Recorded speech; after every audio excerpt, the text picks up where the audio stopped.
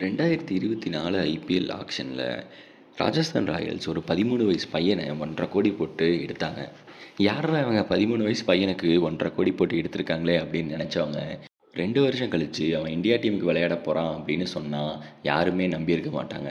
வைபவ் சூரியவன்ஷி செம்மையா அந்த 2 வருஷத்துல எப்ப இவர இந்தியா டீமுக்கு எடுப்பீங்க? எப்ப இவருக்கு இந்தியா டீமுக்கு எடுப்பீங்க? அப்படின்னு சொல்லி உலகமே இவர பத்தி பேச வச்சிருக்காரு. 2 வருஷத்துக்கு முன்னாடி இந்தியா அண்டர் 19, ஆஸ்திரேலியா அண்டர் 19 ஒரு ரெட் பால் கேம் வந்து சென்னையில விளையாண்டாங்க. அந்த மேட்ச்ல ஒரு பையன் 60 பால்ல செஞ்சுரி அடிச்சிருந்தான். யார்றா இந்த பையன்னு உள்ள போய் எடுத்து பார்த்தா, அவனுக்கு வெறும் 12 வயசு தான் ஆயிருந்தது. அவன் வந்து பீகார்லேருந்து வரான் அப்படின்னு போட்டிருந்தாங்க. சரி யாரோ இந்த பையன் சரி T20 ஸ்டைல்ல விளையாடுறான் போல அப்படின்னு நினச்சப்ப தான் அடுத்த ராஜஸ்தான் ராயல்ஸ் வந்து அவர ஆக்ஷன்ல எடுத்தாங்க. கண்டிப்பா சான்ஸ் எல்லாம் கிடைக்காது அப்படின்னு எதிர்பார்த்தப்ப, சஞ்சுக்கு இன்ஜுரி ஆனப்ப இவருக்கு வந்து சான்ஸ் கிடைச்சது.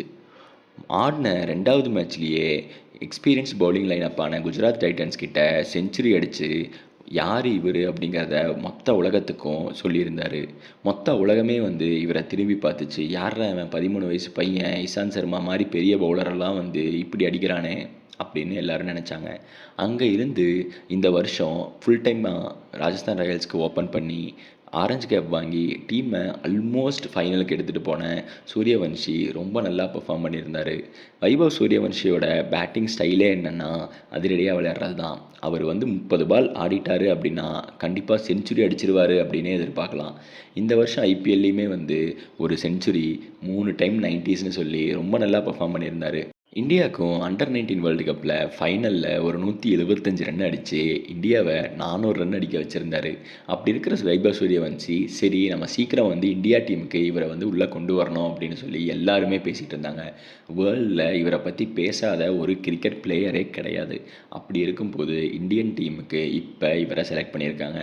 இந்தியா வந்து அயர்லாண்டும் இங்கிலாண்டும் போய் T20 சீரீஸ் விளையாடுறாங்க. அந்த இதில் வந்து இவரை எடுத்திருக்காங்க. டீமில் ஆல்ரெடி அபிஷேக் சர்மா, சஞ்சு சாம்சன் அப்படின்னு சொல்லி பிளேயர்ஸ் இருந்தாலும் இவரை வந்து ஒரு பேக்கப் ஓப்பனராக எடுத்திருக்காங்க. இவருக்கு விளையாட சான்ஸ் கிடைக்குமா கிடைக்காதா அப்படிங்கிறது தெரியலை. ஆனால் கண்டிப்பாக சான்ஸ் கிடைச்சா சூப்பராக விளையாடுவார், ப்ரெஷர் இல்லாமல் விளையாடுவார் அப்படிங்கிறது மட்டும் நிச்சயம்.